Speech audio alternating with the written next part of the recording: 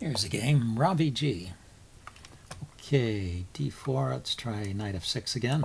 Didn't work last time, but maybe we can get a game. Yeah, okay. Try a Nimzo. Okay.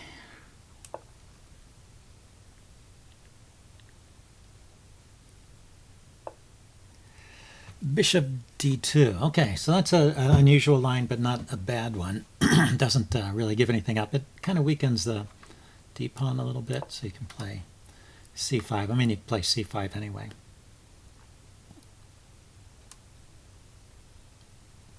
And he should probably support the d-pawn in some way. It's a threat now to just take it.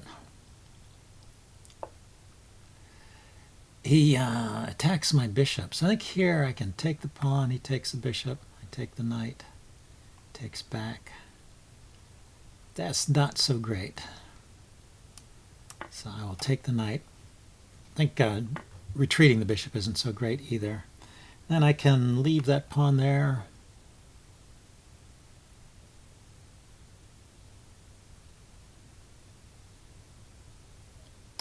I think I should take the d-pawn. I'm not sure if I can leave the pawn there or not. He could maybe take it and try and hold on to it. Just castle here.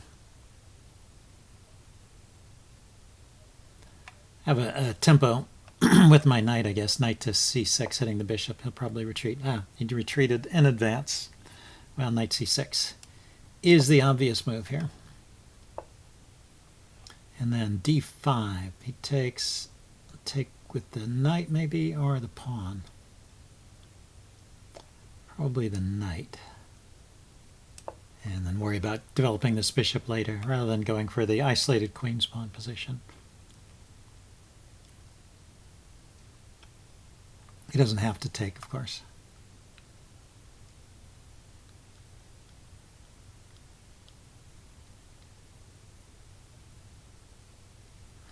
The bishop here protects against checks on this diagonal, so that eliminates some of my counterplay. Okay, the knight and the bishop here prevent me from playing e5, which was something I was thinking about playing. e5, e4 is interesting here. How about d4? Pawn takes, he's got knight, bishop, and queen on it, so that's not doing anything. Or I could take the pawn and we get into a symmetric structure. Not quite ready to go for that. Let's set things up a little bit by fianchettoing the bishop over here.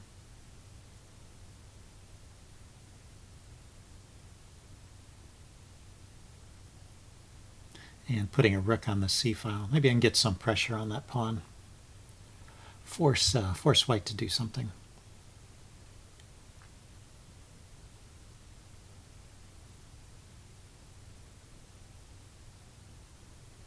Yeah, so Ravi is considering his options in this position, I guess. Not moving too fast, I approve. There you go, it's just developing.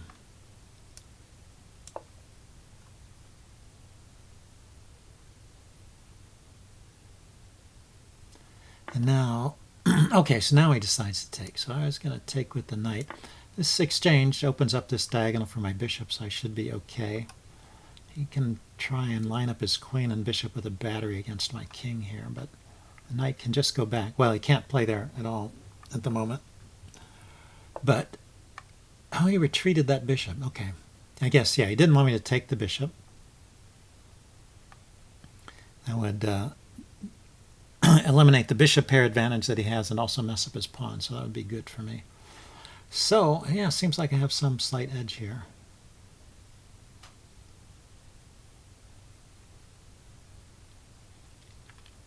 And, maybe route this knight back to e4. That would be interesting.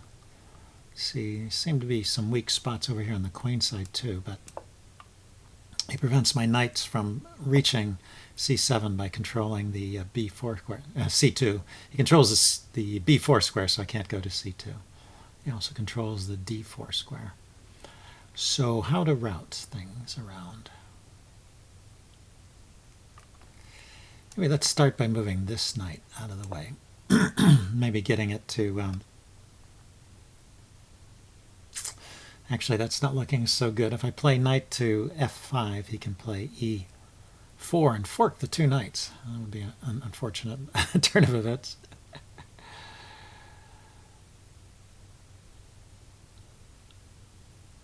So, can't play that directly. I'd have to move this knight first. Wonder if there's a way to get some pressure on this bishop. Oh, he's just moved his queen, so this bishop is only defended by the knight. So if I could move this knight with tempo, I could take his knight and then take his bishop. But is there a great move here? Say knight to f4, pawn takes, bishop takes knight, bishop takes, queen takes bishop. Are there any tricks there, and are there better moves for the knight? I mean, that leaves me with some slight edge, right? Because I messed up his pawns on the king side a little bit. But his king is very safe still. Knight f4, pawn takes, bishop takes. He could move his bishop, but then I'll take the other bishop. So bishop takes is logical, and then queen takes. So in that position, this knight is gone, this knight is still here, this bishop is gone. This knight and this knight are gone, and I'm putting pressure. No, and his bishop is here looking at this diagonal. I've got a rook and a queen out. Well, it looks interesting. Let's see if he's got something funky here that he can play.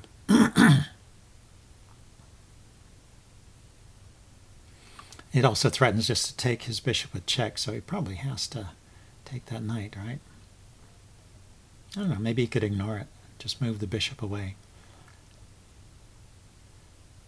Oh, but then I still can take the knight. Like knight takes pawn, king takes, bishop takes knight with check, king takes, and then queen takes here. So I moved that knight away, and that bishop away, but that's leaves this bishop hanging, right? So interesting. Little tactics like that can sometimes win you games. And then let's get rid of his dangerous bishop. And yeah, I'm just a piece up here. So where's a good square for this knight? See if we can get this knight into the game somehow.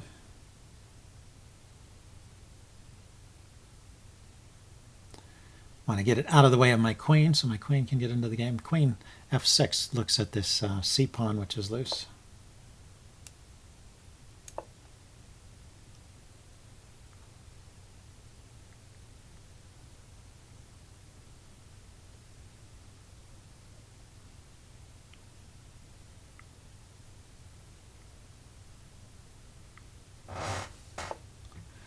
Okay, he's attacking my knight. And if I take it, well, it'll straighten out his pawns, for one thing, but getting rid of the knight is a help in these situations, right? That's one of those tricky pieces that provides counterplay.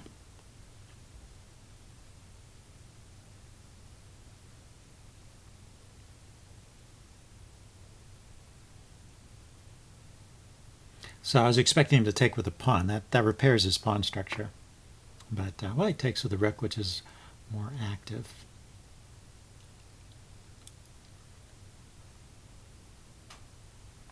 If I play queen to the g file, it threatens mate here, but it doesn't really do a whole lot else.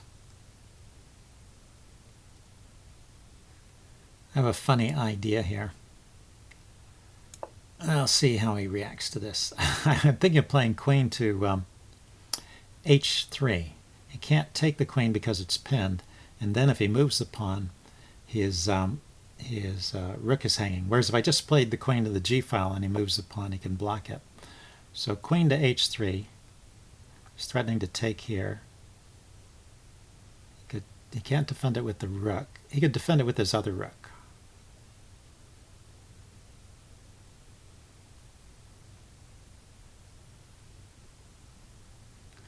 Yeah, I guess that doesn't really help.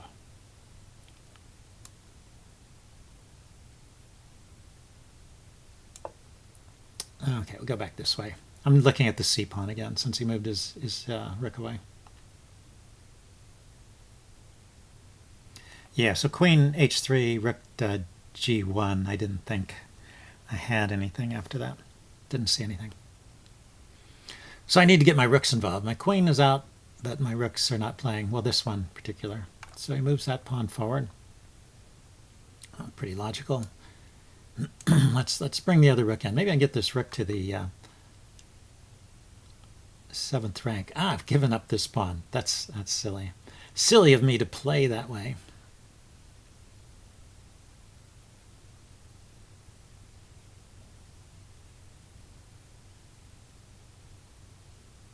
Yeah, that's an example of how I get in trouble in chess. I stop paying attention to things.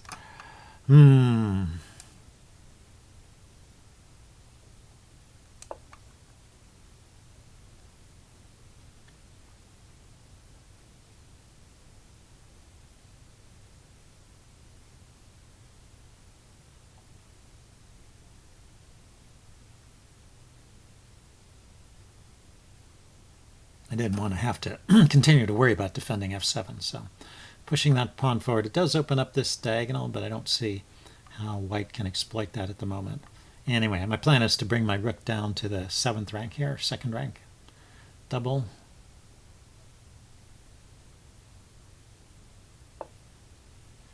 Okay, he's looking at this pawn.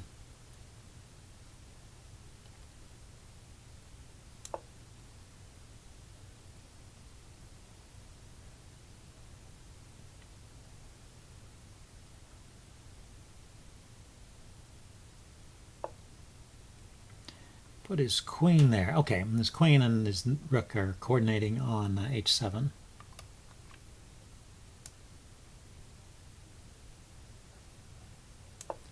I could block this way, I guess.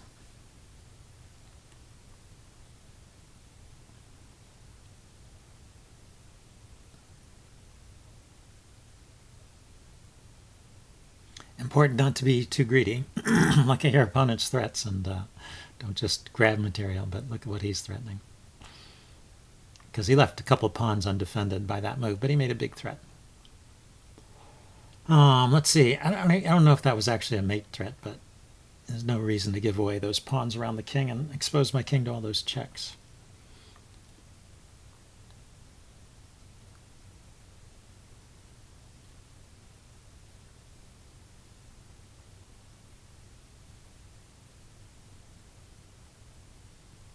So now I was thinking of doubling, but maybe I will just... Oh no, that pawn is still defended. Okay. Okay, so I will double here. Yeah, so his queen move defended the e-pawn here and attacked my rook. This pawn is defended. This pawn is loose. But I want to double rooks on the 2nd rank, so I'm going to move my rook to the side, maybe here where it's protected by the queen, and then bring the other rook down. Or here where it attacks the pawn. I guess if I go here, he could try and pen the rook or something.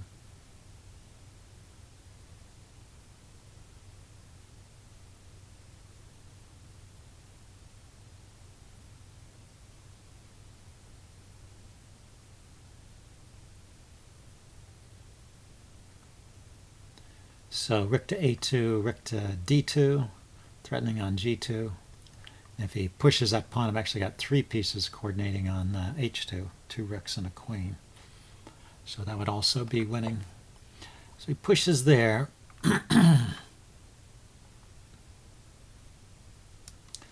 Let's not do anything about that for the moment.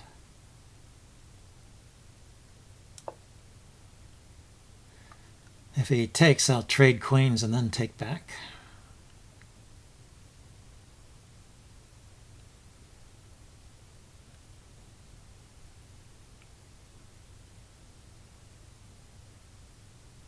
Otherwise, I'm going to play rook e2 and gang up on that g2 pawn, and then I'll take here.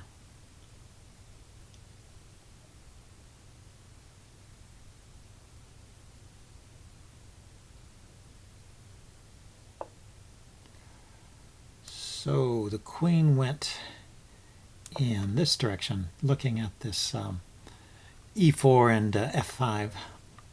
pawn tension.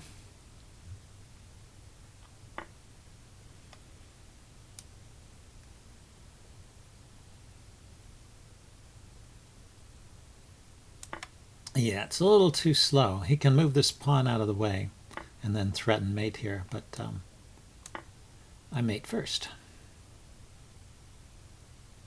Maybe he didn't notice my queen was also looking at that square along with the rooks.